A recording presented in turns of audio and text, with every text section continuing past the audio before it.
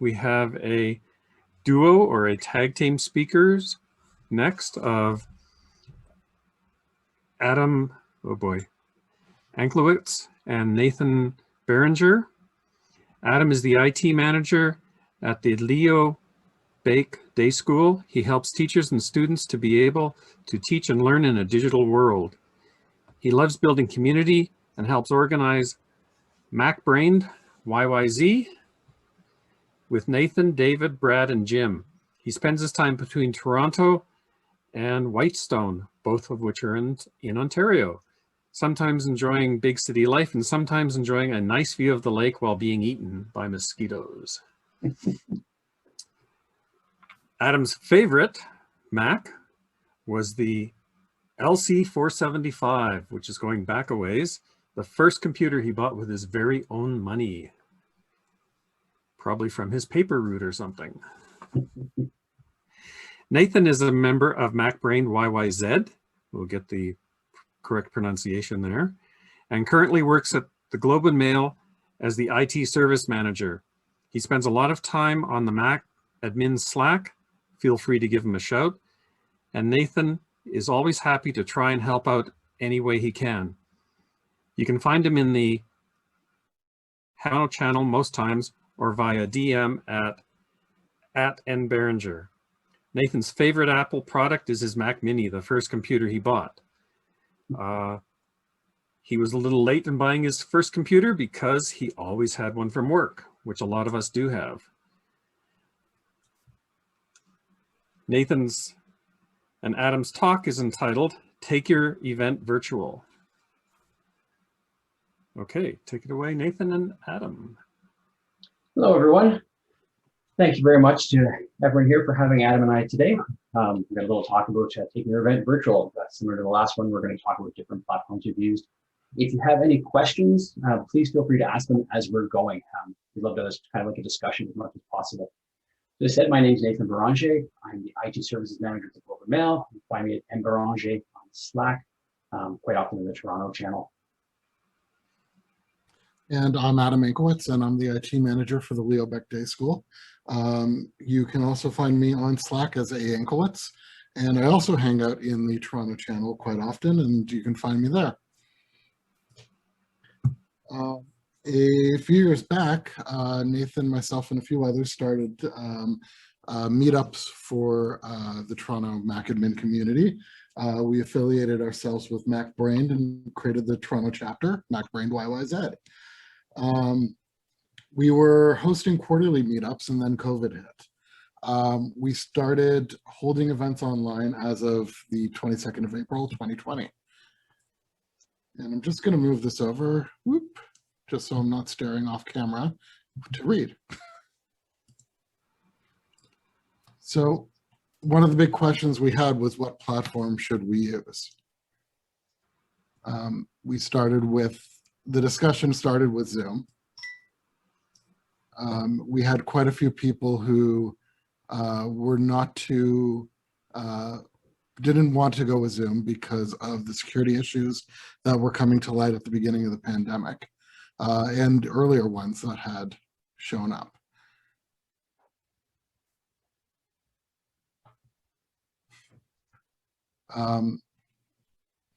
But instead we started with Google Meet. The advantage of Google Meet is that my school is a Google school. So we had an account and we were able to do that. One of the problems that we found with Google Meet was that often if you were in a different Google Workspace domain, so instead of my schools, if you were affiliated with a public school board, oftentimes they'll block out their staff from logging into other Google Workspace Google Meets. But it was free, which was a great feature. And it was lacking some features that Zoom had, but eventually it would catch up. They didn't have breakout rooms at first, and a few other classroom management features that weren't as necessary for our purposes on meeting up with the MacBrainedYYZ stuff.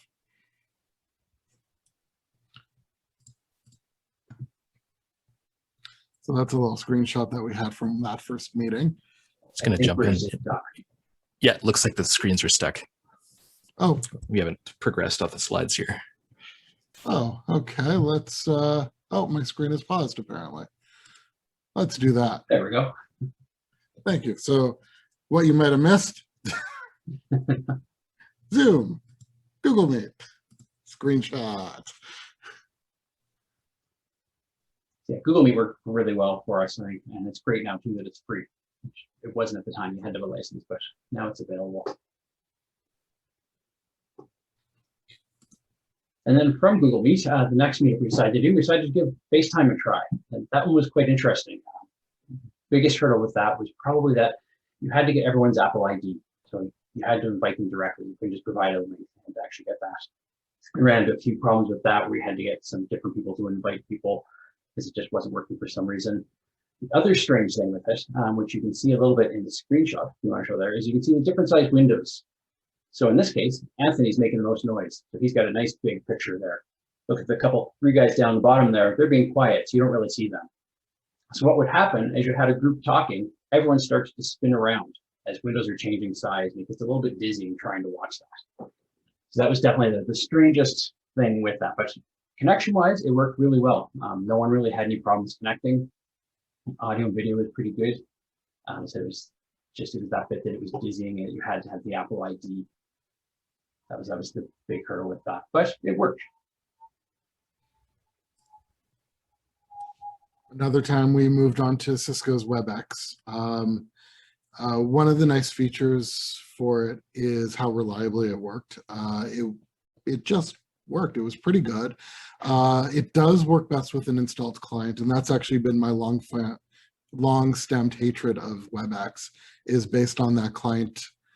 Because over the past 10 years, every once in a while, you have to do a Cisco WebEx, and someone sends you the meeting, and then the meeting starts, and oh, you have to install it. And then that takes 5 minutes. And back when we weren't doing these meetings as constantly as we are now during the pandemic, I always just got so annoyed with WebEx. So I still hold a little hatred to them that is probably a bit unfounded. In addition to that, it's pretty easy to create an event, and it didn't require any registration, no usernames or passwords, so anyone could join the event, which is basically how we wanted to keep it, because we wanted it to be as easy as possible. And it's a nice clean interface, you know, nothing fancy, but it gets the job done. Yeah, it's kind of how WebEx is. Nothing fancy about it. It's been around for a while. It's just kind of tried and true. And none of the fancy features other ones have. From there, we also tried Microsoft Teams. We actually were going to try Teams before WebEx, but Adam and I ran a bunch of issues trying to get it working. Not sure what happened there. So we put it aside for it, went back to a month or so later, and everything worked that time. There was a few people had a few problems connecting to it, but for the most part, it did work fairly well. It's got a nice feature, which we discovered today, Zoom has as well, at using spaces. If you switch to a different space, you'll get a little picture-in-picture window down the corner, so you can still work on something else and still be aware of what's happening in the meeting, unlike some of the other ones like WebEx, where if you switch your window, you lose the presentation altogether. We did run into a few problems with audio in this one. Generally, if you had more than one person talking at a time, you kind of get some issues with audio cutting in and out as they're overlapping. But yeah, it worked pretty well. It had some fun filters as well. So we've got the standard view right there of a meeting. But if you wanted to do some silly stuff with filters, you could throw in things like this where everyone's underwater or sitting at a desk. Not a whole lot of use for office applications, but meetups like this, it was kind of fun. One thing this also had as well, as well as in Google Meets, is the transcription. It did a really, really good job of transcribing what was being said. So we can see here, Anthony again was speaking, and right away it's pulling up what he's saying underneath. So that was pretty cool. So there's a few people had some issues connecting, but all in all, Teams worked really well. They've really improved their Mac clients a lot over the last number of months. So quite happy with that one. The most unusual one was probably Kumospace. This one we found because a friend of mine was hosting a birthday party for his wife and decided to use this one. It's a pretty cool little program where it's kind of like a video game where you're a little person, you can move around a room. It's got a little circle around you that you can see if you zoom out further enough, and that shows you who you can hear. So you can be in a room and you don't have to hear everyone talking over each other. You can have small conversations, and then you can also move around the room and have other conversations and move between them. It's also free, which is really cool. You can so you can create your own groups on your own by moving around. It's completely browser-based, which is awesome. I did find that back in the early days, it had some audio problems with Safari. So when I went in, no one could hear me. And then when I switched to Chrome, everything seemed to work better. It also limits each room to 30 people. So you've got a space, and then you've got rooms in that space. Sorry. Yeah, we do have a question from anonymous attendee. Have any of you guys tried Remo? If so, how was your experience? No, we haven't, and we should write that down for the next one. Yeah, if you're looking for new suggestions, definitely. We're always looking for new stuff, so Remo will be one we can try out. Yeah. Yeah, so this one limits 30 people per each room, but you can go between different rooms in the space. So we actually set this up for the social time that's coming up very soon, where we're going to have 10 rooms in the space that you can hop between, and each room can hold up to 30 people. There's a bit of a learning curve to it because it's a bit weird, but it's pretty cool and it's a lot of fun. And Nathan actually used this for a team meeting at the Globe and Mail. Yeah, it was a lot of fun when we did that. The spatial audio was a bit of a confusion. Since I manage a service desk, one of the guys continuously thought that his audio wasn't working. So you'd see him pop into the room, he couldn't hear anything, and he'd disconnect. He must have done about half a dozen times. So we finally called him on his phone and said, no, you just got to come over to where we are and you can hear us. Since then, we figured out as Adam said, you can go into a kind of a broadcaster mode where anyone in the space can hear you. You don't have to be right beside them. Like I said, we were just learning how to use it at that point. But yeah, it's a lot of fun. It was quite different the way it works. It's cool that it's web-based. So things you can go to the bar and get a drink. It was just fun, something different. Yeah, you can see in the picture that Brian has a little drink icon there. So he went to get a drink, and there's some other rooms where there's food options as well. So you can go and have some pancakes at the diner. It's a weird little program, but it was a lot of fun, and we're going to play with it too. They do limit the number of rooms you can have in one space. They limit it at 8, which gets you to 240 people, if my math is right. But they also, if you just set up a meeting with them and ask them, they'll extend that. So we did that so that we can have up to 300 people if there's that many people here. And if not, we're fine.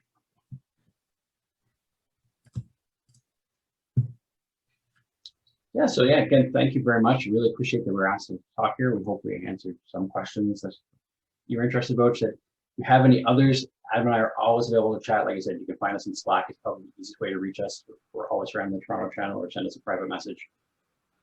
And if you have any suggestions for other meeting platforms like Remo, we're certainly happy to try them out in future meetups. Yeah.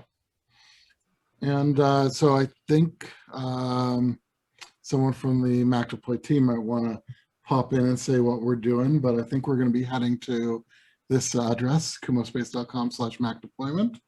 If you want, I can do a quick little tour of that, or we could just jump right in. Go ahead, give us a little tour. Yeah. Okay, so I'll stop sharing Keynote and share Safari. Boop. Oh, wants to access my camera. Let's bring this over to the screen here. So you just go to the website and you join, you give it access to your camera. And then there's a list of different rooms that you can go to. And so far, no one's there. These are all just the general names, except I did change the spelling to be Canadian. And that's a good joke there for anyone who's Canadian. And you can just choose any room. And, oh, my screen is paused again. Resume share.